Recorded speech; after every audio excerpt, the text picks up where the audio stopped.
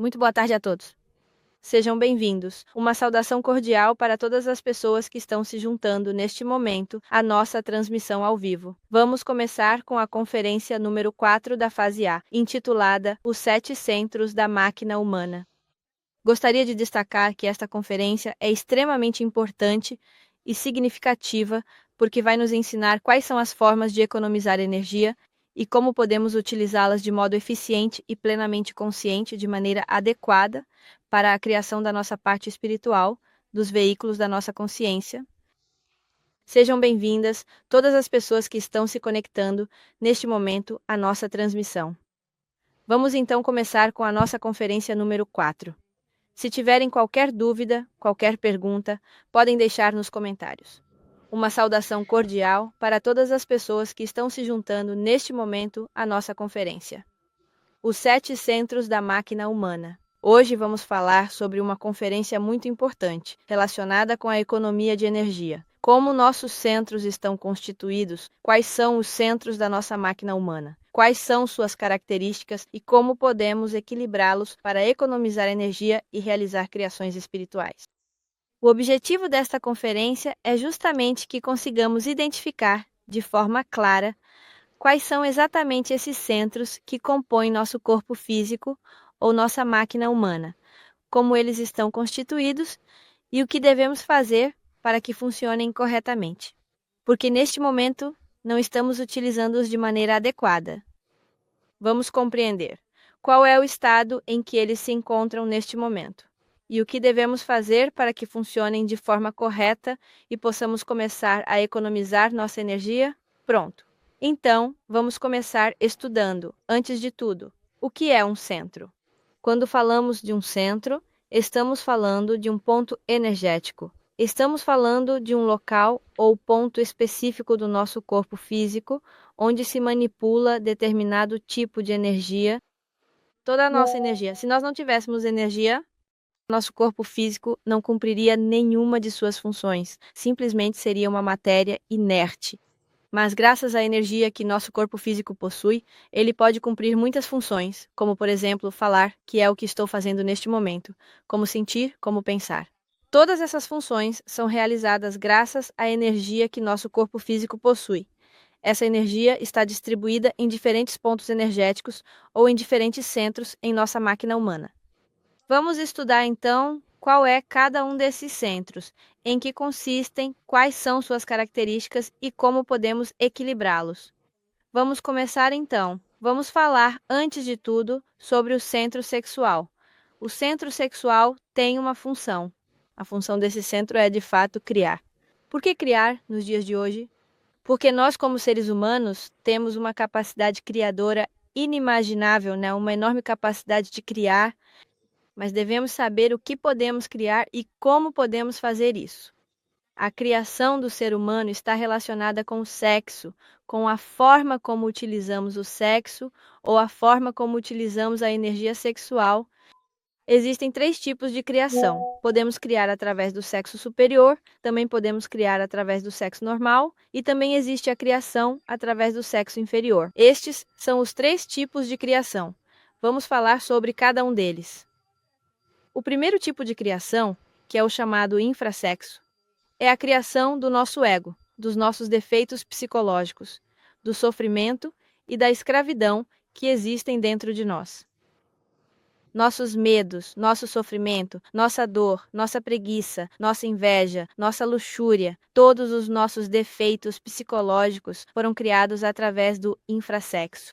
O sexo inferior consiste na expulsão da nossa energia sexual, que é o mesmo líquido seminal, do nosso corpo através da ejaculação e do orgasmo.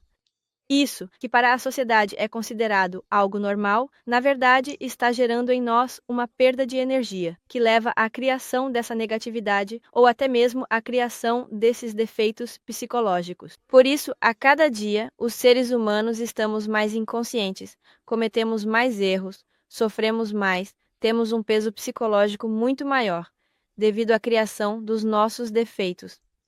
Existe outro tipo de criação, que é a criação dos filhos. A isso poderíamos chamar de sexo normal. quando um casal se une sexualmente única e exclusivamente com o objetivo de procriar. Mas esse tipo de sexualidade é sem fornicação. Não há uma expulsão da energia sexual ou não há uma expulsão do líquido seminal. Quando o líquido seminal é expulso, chega-se ao sexo inferior. Muitos de nós fomos criados pelo sexo inferior. Mas há como criar filhos sem expulsar essa energia sexual ou o líquido seminal, pedindo à nossa consciência, a parte divina em nós, que permita que um espermatozoide escape para fecundar o óvulo. E essa seria a segunda forma de criação. Agora vamos falar sobre a terceira forma de criação. A terceira forma de criação é o sexo superior. O sexo superior busca alimentar o espírito, criando todos os corpos espirituais que são os veículos da consciência. Nós temos um corpo físico que nos permite manifestar nesta terceira dimensão. No entanto, na natureza existem outras dimensões, como veremos na próxima conferência, como a quarta dimensão, a quinta dimensão, o mundo astral, e a sexta dimensão, o mundo causal. E se quiséssemos nos manifestar nessas dimensões superiores, também precisaríamos de um veículo para cada uma dessas dimensões. Esses veículos ou esses corpos que vão nos permitir mover em todas essas dimensões, acessar esses estados de consciência e de felicidade, só podem ser criados através do sexo superior. O sexo superior consiste na união de um homem e uma mulher em um ato sexual, mas sem fornicação, sem a expulsão do líquido seminal, ou também chamada energia sexual. Pelo contrário, essa energia ou líquido seminal se evapora por meio de exercícios de respiração e de mentalização que aprenderemos em breve. Ela se evapora e se transforma. Essa energia sobe através da nossa coluna vertebral e começa a se condensar nessas criações superiores. Essas foram as três possibilidades de criação que temos através da nossa energia sexual ou através do sexo, e essa é a função do nosso centro sexual, criar. Este centro está relacionado com um defeito, que é a preguiça, já que para iniciar esse processo de criação, precisamos vencer a preguiça. Além disso, está relacionado com o sentido do tato, porque o tato é o sentido que permite ativar nossa energia sexual.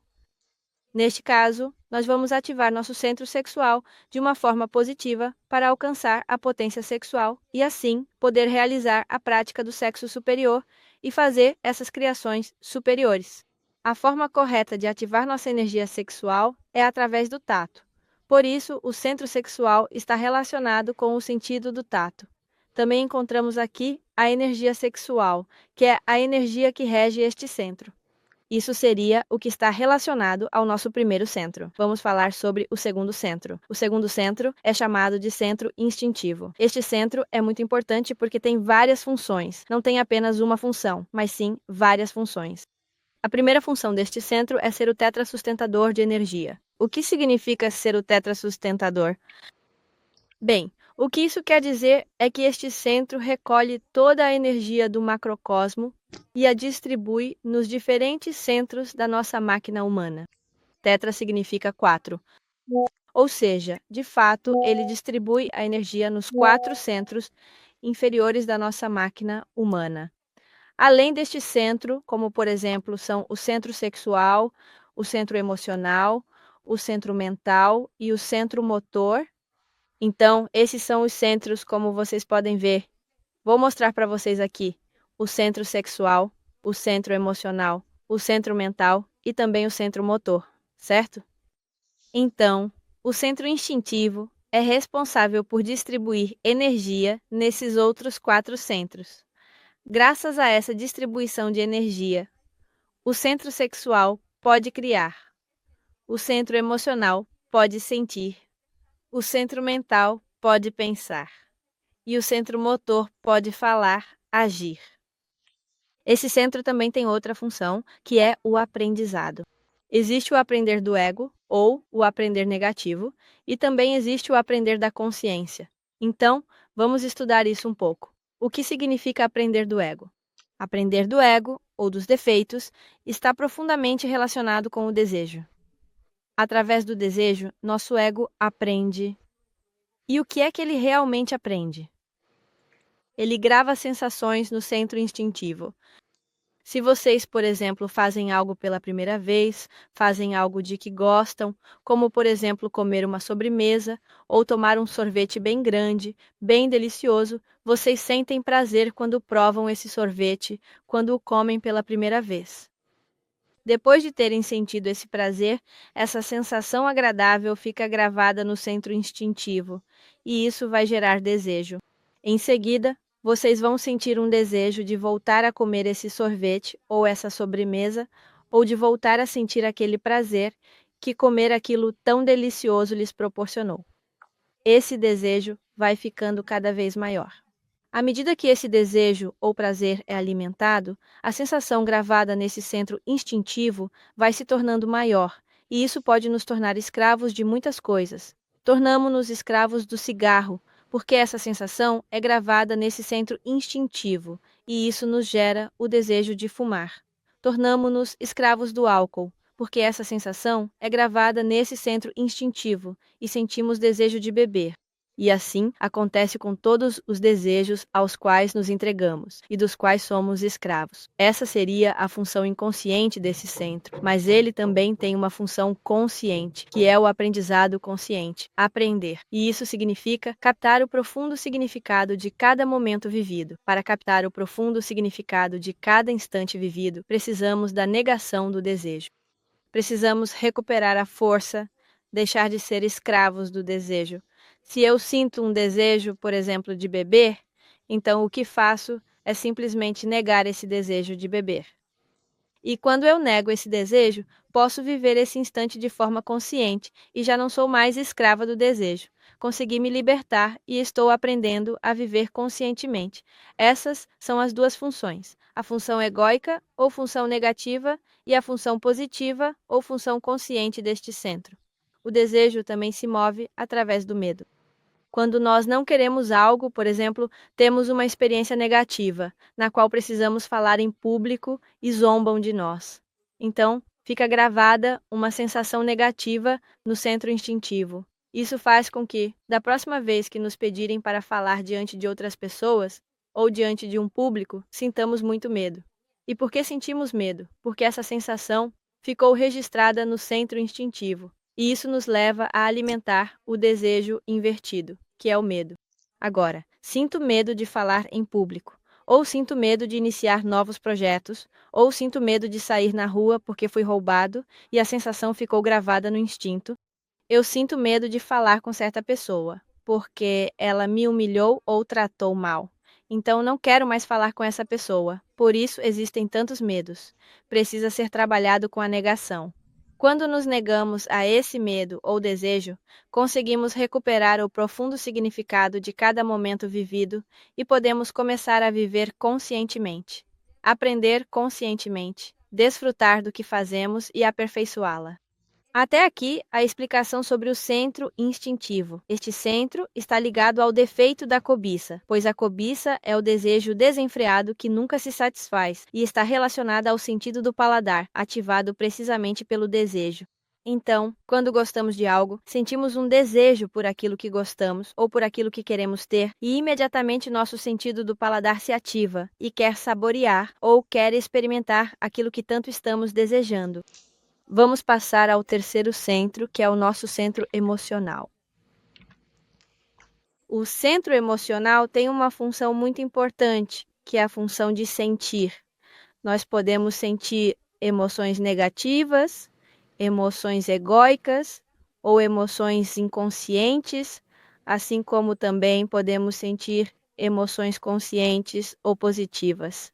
Então, vamos diferenciar as duas.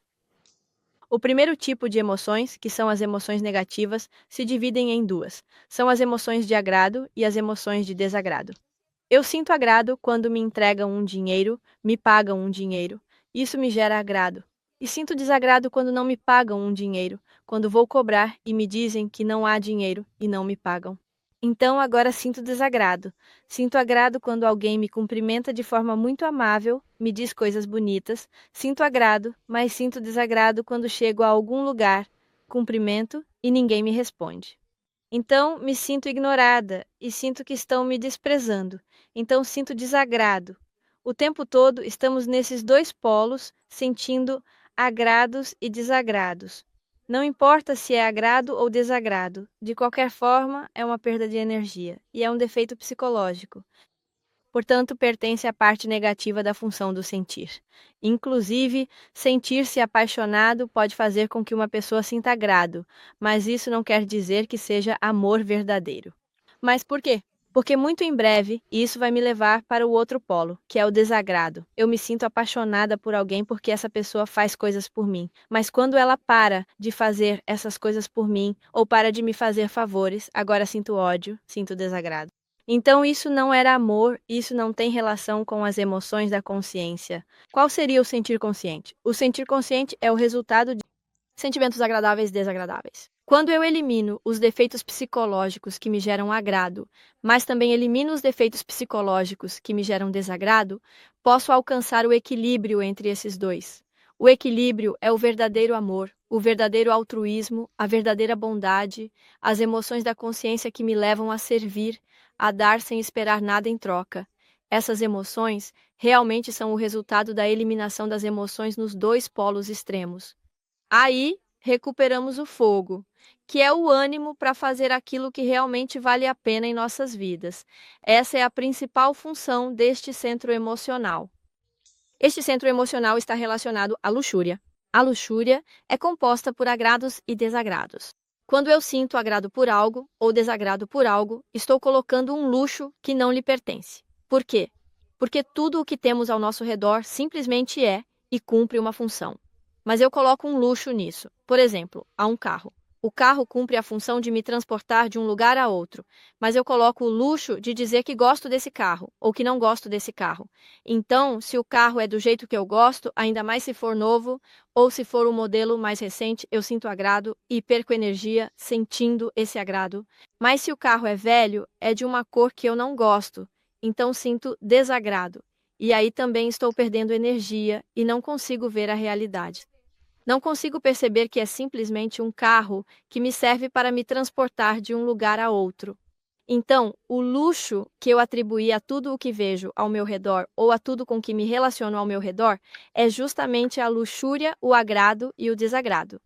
Podemos observar isso no sexo. O luxo que acrescentamos, ou seja, a fornicação, a expulsão do líquido seminal, que não deveria pertencer ao sexo, pois o sexo deveria ser puro, um processo de transformação, de economia de energia. Mas acabamos acrescentando a perda de energia para sentir um prazer momentâneo, e foi aí que também surgiu o defeito da luxúria. Esse centro emocional está relacionado ao olfato, pois o olfato facilmente nos leva a sentir agrados ou desagrados. Vamos continuar com o próximo centro, que é o centro intelectual. Esse centro intelectual tem uma função principal, ou melhor, a função mais importante, que é a função de pensar. Nós podemos pensar de forma negativa ou de forma positiva.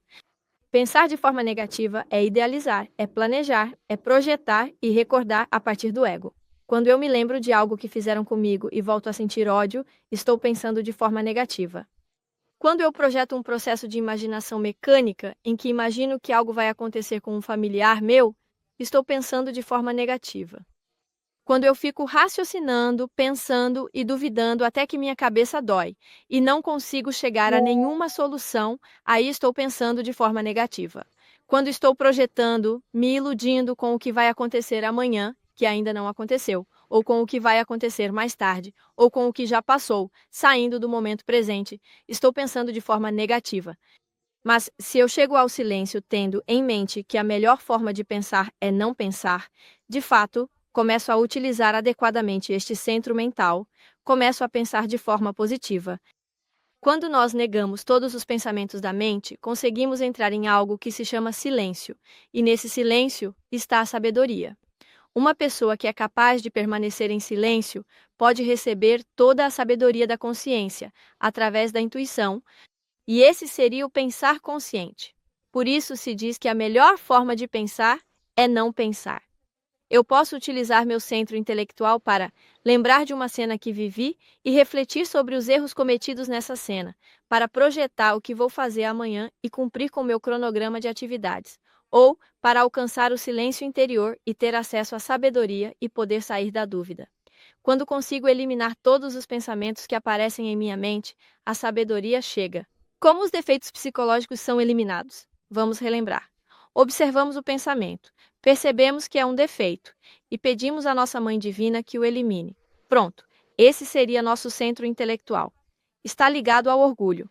O orgulho não nos permite ouvir os outros, muito menos nossa própria consciência. O orgulho nunca nos deixará em silêncio para acessar a sabedoria e, assim, uma pessoa orgulhosa sempre será ignorante. Está relacionado com o sentido da audição, justamente porque, se conseguirmos controlar ou ter um equilíbrio sobre esse centro, poderemos alcançar esse silêncio e ouvir a sabedoria da nossa consciência. Vamos passar ao quinto centro, que é o centro motor. Esse centro tem uma função, que é fazer, mas pode-se fazer de forma consciente e também de forma inconsciente. Nós podemos agir, seja por meio de palavras, ações ou omissões. Quando falo de agir de forma inconsciente, é quando, por exemplo, eu grito, eu humilho, eu reclamo, eu falo um palavrão, eu critico. Todas essas ações ou todas essas palavras egóicas são a forma negativa de utilizar esse centro. Também se pode utilizar de forma negativa quando não ajudamos alguém, quando não queremos negar um defeito, quando omitimos fazer uma ação consciente. Aí também estamos agindo de forma inconsciente. Quando realizamos ações que são dirigidas por nossos defeitos psicológicos, como, por exemplo, dormir mais do que o necessário, alimentar a preguiça, agredir alguém, quebrar algo, esconder algo que alguém me emprestou, roubar, tirar algo de alguém. Todas essas são, na verdade, ações do ego, ou seja, ações inconscientes que nos levam, inevitavelmente, a utilizar esse centro de forma negativa, prejudicando tanto a nós mesmos quanto aos outros ao nosso redor. Qual seria a forma positiva de utilizar esse centro motor? Palavras, ações e omissões direcionadas à consciência de maneira positiva. Uma palavra positiva é, por exemplo, ensinar esse conhecimento a outra pessoa, ensinar como eliminar seus defeitos, como equilibrar seus centros, como utilizar o verbo para algo consciente. Uma omissão positiva é, por exemplo, quando deixamos de fazer algo que estava nos levando a perder tempo e alimentar nosso ego. Negamos-nos a isso para fazer algo em direção à consciência, e estamos omitindo de forma positiva. Uma ação consciente é tudo o que está relacionado ao despertar da consciência. Por exemplo, realizar uma prática de meditação, uma prática de viagem astral, quando realizo a prática do sexo superior. Estou realizando ações conscientes. Este centro governa a nossa vontade. Se o utilizarmos corretamente, teremos a vontade direcionada para a consciência ou para o despertar. Está relacionado com a ira, porque é um defeito que destrói todas as obras. Também está relacionado com a visão, porque através da visão eu posso me projetar ou posso me impulsionar para fazer o que considero ser consciente. Dessa forma, posso começar a utilizar adequadamente este centro. Vamos passar para os dois últimos centros, que são os centros superiores. Esses dois centros superiores não caíram. Esses dois centros não estão dominados pelo ego, ao contrário dos centros inferiores. Vamos olhar rapidamente onde está localizado cada um desses centros para que vocês possam visualizar. O centro sexual está localizado aqui, na base da coluna vertebral, especificamente no cóccix, que é o osso final da coluna.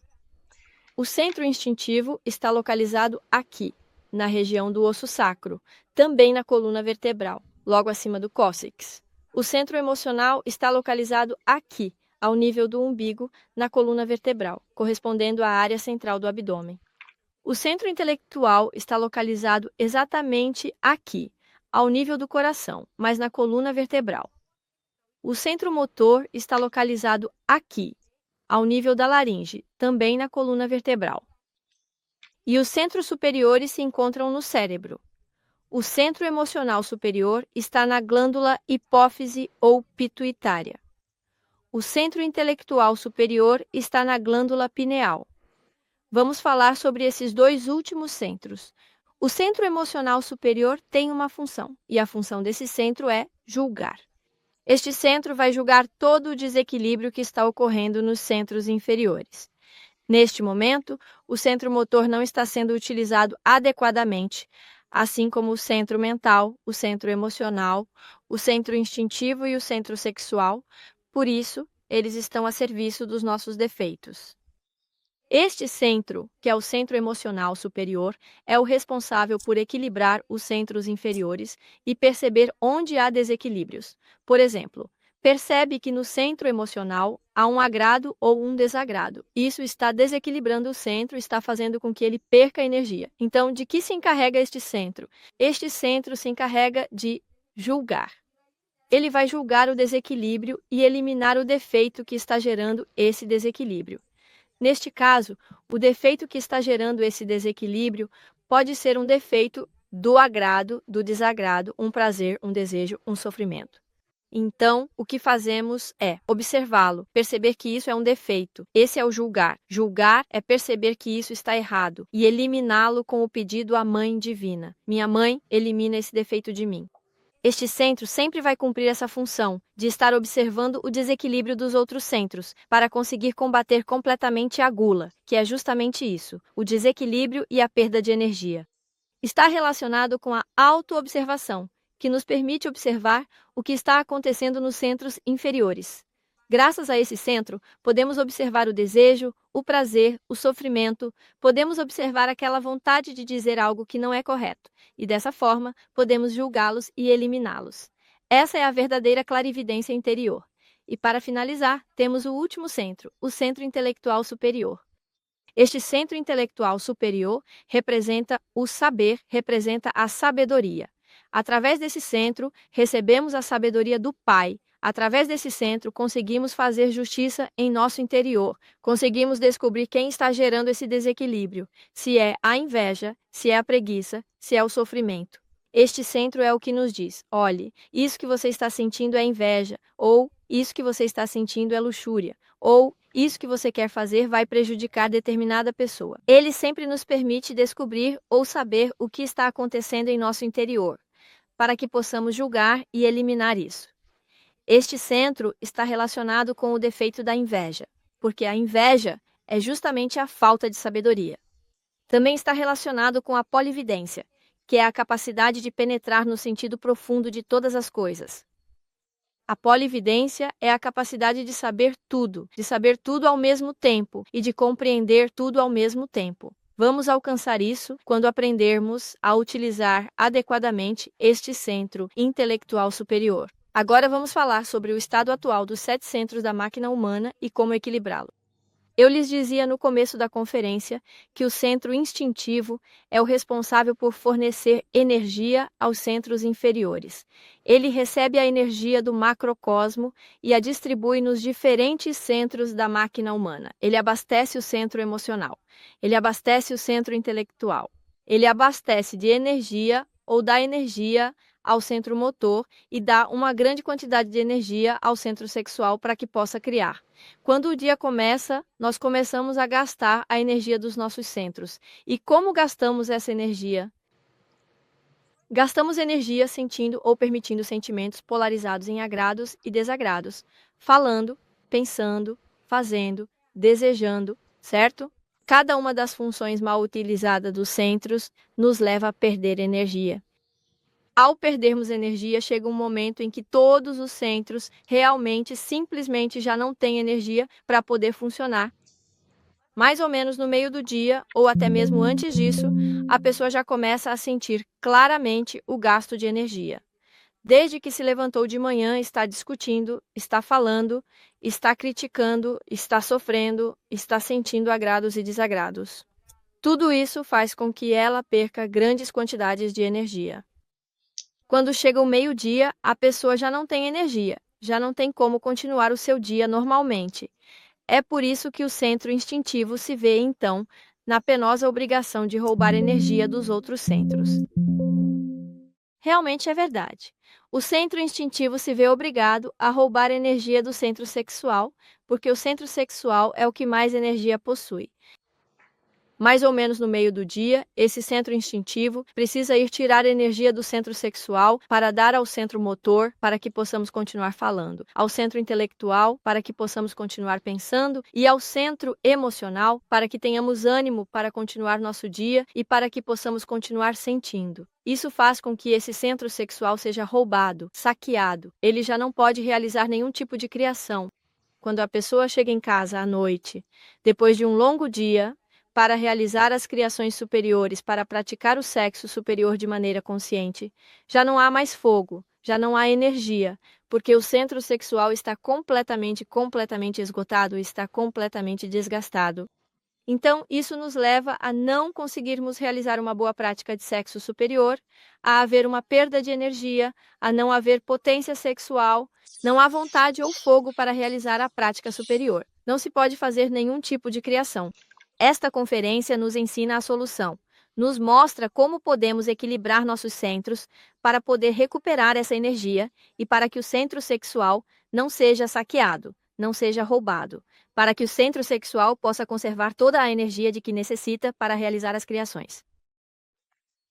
A solução para tudo isso se chama o quaternário, também conhecido como o método quaternário. Vamos falar um pouco sobre este exercício importante. Este exercício do quaternário nos diz que nós somos o Deus interno. Cada um de nós é a nossa consciência, essa parte divina, essa centelha divina que está em nosso interior. E esse Deus interno, ou essa consciência que é o que realmente somos, é de fato retidão, é perfeição. Portanto, nós precisamos nos assemelhar ou nos igualar a essa perfeição e a essa retidão. E para isso, vamos utilizar os 4 retos: o reto pensar, o reto sentir, o reto agir e o reto falar. Todos essenciais. E em que consiste este exercício? Sempre que surgir um pensamento em minha mente, eu preciso me perguntar: isso que estou pensando vem da minha consciência ou é um defeito psicológico? Se eu, por exemplo, estou pensando mal de uma pessoa, se estou falando mal dela na minha mente, eu observo esse pensamento e percebo que isso não está certo, que é um defeito, que não é retidão, é um defeito que deve ser eliminado. Então, faço o pedido à minha Mãe Divina, que é a força do amor da minha consciência, para que o elimine. Minha mãe elimina este pensamento para mim. Aparece uma lembrança do que fiz há pouco. Isso que estou lembrando, afinal, vem da minha consciência? Não, porque a minha consciência vive no instante. É um defeito. Minha mãe elimina este defeito para mim e eu retorno ao instante, em completa autoobservação e em silêncio, observando tudo o que acontece dentro de mim. Mas não aparecem apenas pensamentos, também surgem emoções. Então surge o segundo reto, que é o reto sentir. Esse sentimento vem da minha consciência ou do meu interior. Por exemplo, estou sentindo ódio. Observo esse ódio e me pergunto: deveria estar sentindo isso? Isso vem da minha consciência. É do meu ser? Não, isso é um defeito psicológico e eu devo eliminá-lo. Observo a inveja, porque sempre no centro do quaternário estará a autoobservação. Observo essa inveja e me pergunto: essa inveja vem da minha consciência? É retidão? Não, isso é um defeito psicológico e deve ser eliminado. Minha mãe elimina esse defeito da inveja em mim. E assim com qualquer tipo de defeito, seja agrado ou desagrado, que esteja me tirando do instante, que esteja me tirando da paz, da tranquilidade interior e do estado de consciência em que devo estar. Qualquer coisa que esteja alterando meu estado de consciência ou que esteja me fazendo perder energia. Da mesma forma, vou começar a observar com mais atenção as palavras, aquilo que eu vou dizer. Perco muita energia falando coisas que não são úteis. Dizia um mestre, o mestre Beethoven: se você não tem nada a dizer que seja mais belo do que o silêncio, é melhor ficar calado. E isso é muito verdade. Às vezes precisamos falar, porque é necessário para cumprir determinadas tarefas em nosso dia a dia. Mas muitas coisas que dizemos são desnecessárias. Nós falamos para criticar, nós falamos para reclamar, nós falamos para nos orgulhar e nos sentirmos superiores aos outros. Nós falamos para dizer palavrões, gritar, insultar, humilhar. Tudo isso é desnecessário, não deveria estar ali. Então preciso me perguntar: isso que vou dizer vem da minha consciência? Não, é uma crítica. Não vem da minha consciência, não é retidão e deve ser eliminada. Minha mãe elimina esse defeito em mim, e assim com toda palavra que me faça perder energia. Da mesma forma, vou aplicar a ação correta, o agir correto. É isso que vou fazer por consciência ou não? Será perda de tempo quando eu poderia estar fazendo algo muito mais útil para a minha consciência? Tenho que me perguntar e refletir: é isso que vou fazer? Essa coisa na qual vou investir meu tempo realmente vai servir à minha vida? Isso contribuirá de alguma forma para o meu crescimento interior? Não, isso só vai me fazer perder tempo. Isso é um defeito e deve ser eliminado. Minha mãe elimina esse defeito em mim. Eu me recuso a fazer isso e opto por fazer algo que me aproxime da minha consciência. Dessa forma, começamos a nos tornar semelhantes ou